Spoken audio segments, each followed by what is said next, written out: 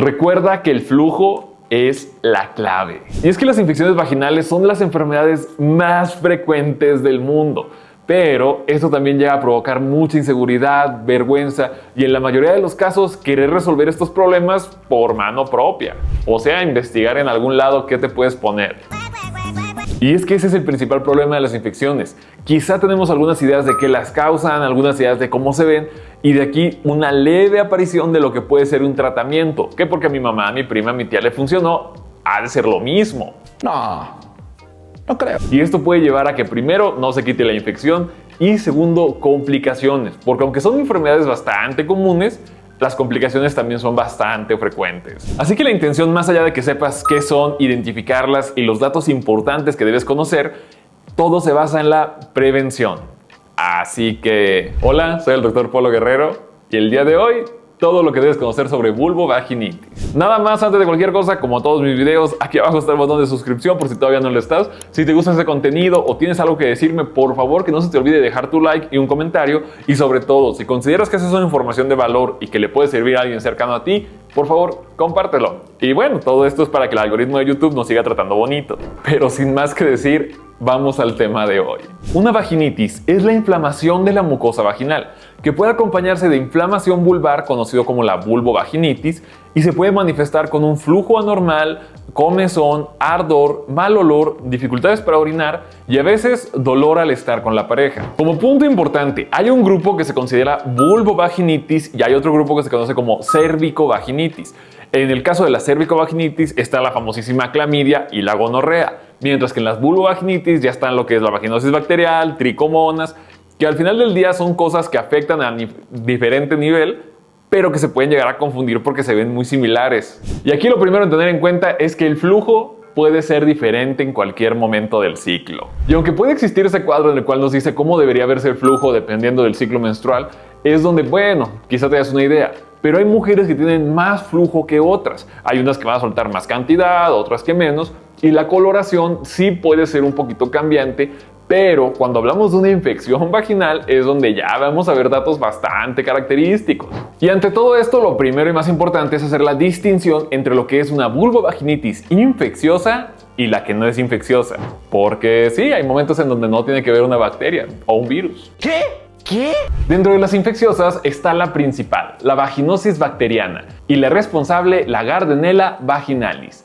De aquí viene la candidiasis vulvovaginal, en donde el responsable es la Candida albicans, la tricomoniasis, la cual se debe a la tricomona vaginal, y la clamidia, que es por Clamidia trachomatis, y gonorrea, por la Neisseria gonorrea. Cuando hablamos de estas enfermedades, en la gran mayoría de ocasiones podemos llegar a escuchar que se deben a la transmisión con la pareja. Va a haber unas que sí, va a haber otras que no, pero bueno, estas son las infecciosas. En las no infecciosas ya entra más el cuidado que tenga la persona hacia la zona genital. Por ejemplo, existe la vaginitis atrófica que se debe a la disminución de los estrógenos. Esto ocurre más en mujeres arriba de los 40 años. También están las que son por irritación química o alérgica. Aquí entra el contacto con el látex, también el tema de la ropa muy ajustada, el que sea ropa que no permite una correcta ventilación e incluso un poco más adelante hasta nos podemos ir a las duchas vaginales, completamente fuera el tema de hablar de eso. Y en algunas ocasiones también puede ser por cuerpos extraños. Ahora, el tema de que un DIU pueda llevar a esto solo en lugares donde no esté bien tratado el tema de insertar un DIU. Si vas a una clínica donde hay lavado de manos, en el momento en el cual te van a colocar el DIU, abren el dispositivo, te enseñan que todo está correctamente sellado y te lo colocan en un lugar estéril y limpio, no tiene que haber ningún problema. Pero cuando hablamos de cuerpos extraños podemos hablar incluso de tampones, de copa menstrual o papel higiénico que se quedó ahí. Entonces, no todas se deben a eso, pero la gran mayoría sí se van a deber a una causa infecciosa. Y lo que te decía de que la principal es la vaginosis bacteriana es una realidad. Del 29 al 50% de las mujeres en edad reproductiva van a llegar a presentar alguna, mientras que la candidiasis, un 75% de la población tendrán al menos un episodio en su vida. Y las tricomonas es del 1 al 2% en población general y es la enfermedad de transmisión más común no viral. Y de aquí viene la clamidia y la gonorrea, en donde la clamidia es la enfermedad de transmisión bacteriana más frecuente en menores de 25 años, mientras que la gonorrea es la segunda enfermedad de transmisión bacteriana más frecuente. Algo que vamos a ver más adelante es que no podemos diferenciar entre clamidia y gonorrea. No se puede, o sea, literal, la sintomatología es tan igual que al final del día el tratamiento que se recomienda es un tratamiento para las dos al mismo tiempo, porque bueno, más laboratorios, más estudios, todo lo demás, y muchas veces vamos a encontrar que las dos están ahí. Entonces, para que conozcas que si te dicen que tienes clamidia, también llegaron a pensar en gonorrea, que aunque no la tengas, no se puede diferenciar a menos que hagamos un estudio. Pero en todas las demás, como puede ser la vaginosis bacteriana, la tricomona, son cosas bastante específicas y muy puntuales que tenemos que considerar para poder pensar en eso o no. Y como todo en esta vida, hay factores de riesgo. Los factores de riesgo no son las causas, pero sí son las cositas que van a despertar o que sean mucho más probable que si las realizas, puedas llegar a contraer alguna de estas infecciones. Los más comunes de manera general es la actividad con la pareja sin preservativo, el tener múltiples parejas, el utilizar duchas o productos irritantes en la región genital, el uso reciente de antibióticos y aquí entran otros espectros como la diabetes mellitus o un embarazo. Va a haber enfermedades que son mucho más frecuentes hacia cierto grupo de factores de riesgo que en otros. Por ponerte un ejemplo, la vaginosis bacteriana también se relaciona con el tema del tabaquismo, mientras que la cándida se relaciona con el embarazo. Así que hay cositas. No quiere decir que si no estás embarazada no puedas tener cándida, pero hay cositas. Por ejemplo, la bacterosis bacteriana, como factores de riesgo específicos, está el cambio reciente de pareja, las duchas y el fumar. Mientras que en la candidiasis está más relacionada a la diabetes, el embarazo, anticonceptivos hormonales y el uso de antibióticos. Y en el caso de clamidia y gonorrea, edad reproductiva menor de 25 años y tener múltiples parejas. Y aunque son factores muy específicos, esto no quiere decir que no puedan afectar en otros aspectos, pero para que los consideres. Y por el otro lado, ¿cuáles serían los factores protectores para evitar tener una vulvovaginitis? Todo lo contrario a lo que te acabo de decir. Lo principal y más importante sería el uso del preservativo. Porque mira, sabemos que los anticonceptivos, la intención es evitar la concepción, pero los preservativos son el único método de barrera que existe para no pasar enfermedades. Es el único. Por eso que de aquí vengan los factores de riesgo como los anticonceptivos, porque muchas personas se pueden llegar a confiar de que, ok, no va a haber un embarazo. Ah, pero ¿qué tal una infección?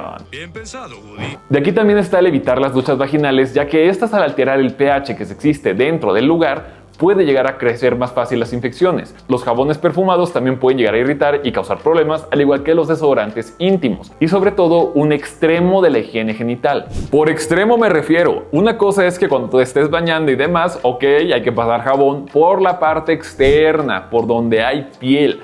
Por ningún motivo está recomendado el limpiar dentro de esa zona, porque al final eso va a causar más problemas de irritación e incluso los cambios en el pH que te dije. El tener un buen control de enfermedades crónico-degenerativas como diabetes y enfermedades inmunosupresoras y evitar la ropa interior muy ajustada o que se mantenga demasiado tiempo húmeda.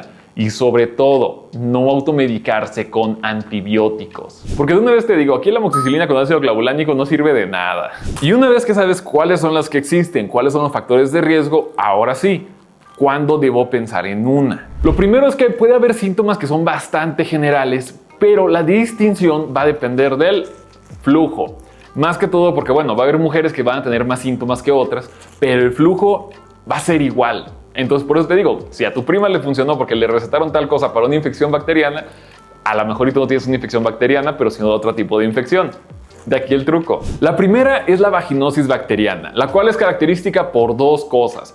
Primero, un flujo de color grisáceo, no blanquecino, no amarillento, grisáceo. Y esta es la que es muy famosa por el olor a pescado. Mientras que en el tema de la candidiasis, el flujo va a ser de color blanco, pero no va a ser un blanco normal, sino que incluso la literatura nos dice es como si fuera queso de cottage. Va a tener grumos y no va a tener ningún tipo de olor. O bueno, olores. Y de las cosas que yo diría que están un poquito más intensas es el tema de la tricomoniasis. La tricomona se va a caracterizar por un flujo de color amarillento o verdoso bastante abundante y sobre todo este tiene un olor bastante desagradable. La literatura puede decir como huevo podrido y cosas del estilo. Literal, o sea, es un flujo muy aparatoso y bastante maloliente. Y en el tema de la clamidia y la gonorrea, puede ser un flujo verdoso, amarillento de igual manera, pero la diferencia va a ser en el olor. Recuerda, la tricomona huele a muerte y destrucción. La clamidia y la gonorrea a lo mejor no tienen olor o huele muy poquito. Ahora, esto obviamente depende de la experiencia del médico o de la persona. Para el diagnóstico general, lo primero es un examen ginecológico con espéculo. Esto es para determinar las características del líquido. De aquí la medición del pH vaginal, ya que va a haber infecciones que van a aumentar el pH o disminuir el pH. De aquí se puede haber pruebas específicas, como puede ser la prueba de CO, que es la prueba de aminas para vaginosis bacteriana. Y en los casos más complicados, las pruebas moleculares para alta sensibilidad para tricomona, clamidia y gonorrea, los cultivos en caso de que sean enfermedades bastante recurrentes o que haya resistencia al tratamiento, y el Papa Nicolau y colposcopía si es que hay sospecha de lesión cervical. Si te das cuenta, hablar de vulvovaginitis no es hablar de esta infección, sino de esta y ya. Porque realmente cada una tiene su propio algoritmo, cada una tiene sus pruebas diagnósticas y más allá de poder decir por clínica, el decir, ok, tiene un flujo abundante de color grisáceo que huele a pescado, podemos pensar en la vaginosis bacteriana, pero por lo mismo hay que confirmarla con laboratorios. Podemos hablar de hongos, podemos hablar de bacterias o podemos hablar de bacterias incluso hasta resistentes. Es por eso que hay esquemas bastante específicos para ver cuál es el que se va a utilizar dependiendo del agente del que vaya a causar la infección. En el caso de la vaginosis bacteriana o en todo caso de la tricomona, sí puede estar un poquito de la mano el uso de medicamentos, pero la cándida es un hongo, va para otro lado. Y obviamente no te voy a decir las dosis, pero sí que sepas que si alguien tuvo en tu familia cándida y tú tienes vaginosis bacteriana y te tomas ese medicamento, pues no te va a servir de nada. Y algo que también es muy importante respecto al tema de la recurrencia es porque nosotros podemos eliminar en este caso la infección, pero más adelante se puede volver a contraer y eso también puede ser un factor muy importante para agravar las infecciones. Y este es el motivo por el cual este tipo de tratamientos no son solo para la persona que tiene la infección, es para la pareja o las parejas que tenga esa persona. Nos van, qué galán. Esto es porque el principal paciente que va a soltar el tema de la tricomona es el varón. ¡Demonios! Porque cuando hablamos de las infecciones, el hombre va a ser el responsable de transmitirlas. En raras ocasiones, el hombre puede llegar a presentar algunos signos como irritación, a lo mejor algún flujo raro que pueda llegar a salir, pero es mucho más frecuente el tema de mujeres. Es por eso que el tratamiento no solo va hacia el tema de la persona que tiene la enfermedad. Hay que cuidar también a la pareja. Y sobre todo, durante el tratamiento, nada de relaciones. ¿Qué? ¿Cómo que no? Hablar de infecciones en esa zona es todo un semestre en la Facultad de Medicina. Y es que simplemente hay muchas cosas que tenemos que revisar, porque más allá del ardor, dolor o comezón, tenemos que pensar en las complicaciones. Algunas de las más famosas en el tema de clamidia y gonorrea es la enfermedad pélvica inflamatoria, lo cual es algo bastante severo. En el caso de mujeres embarazadas tiene bastantes cosas que tenemos que investigar, principalmente porque aquí no estamos hablando solo del ardor y la comezón, sino que podemos hablar incluso de manifestaciones dentro del embarazo. Pero la parte en general es que tú vayas conociendo cuáles son estas enfermedades, qué cositas tenemos que revisar y en qué momento es más que indispensable el acudir al médico. Porque si no tratamos una infección en el momento adecuado, llegan las complicaciones, llega la recurrencia y en el peor de los casos poder encontrar hasta incluso pacientes que lamentablemente pasaron por todo el proceso de la enfermedad sin diagnóstico, sin tratamiento y bueno, con desenlaces que pueden ser bastante feos. Pero bueno, eso fue todo por el pequeño video del día de hoy. Espero que aprendieras algo nuevo y sobre todo que te des cuenta que las enfermedades de transmisión son bastante frecuentes, pero muchas veces la vergüenza o algo nos detiene de poder platicarlas, de hablarlas y sobre todo de llegar con el profesional de la salud para tener un correcto tratamiento. Por aquí te voy a dejar mis redes sociales por si tienes alguna pregunta o algo similar. Y si tienes alguna pregunta, por favor, pregúntale a tu médico. Y recuerda, el flujo es clave. Y ya.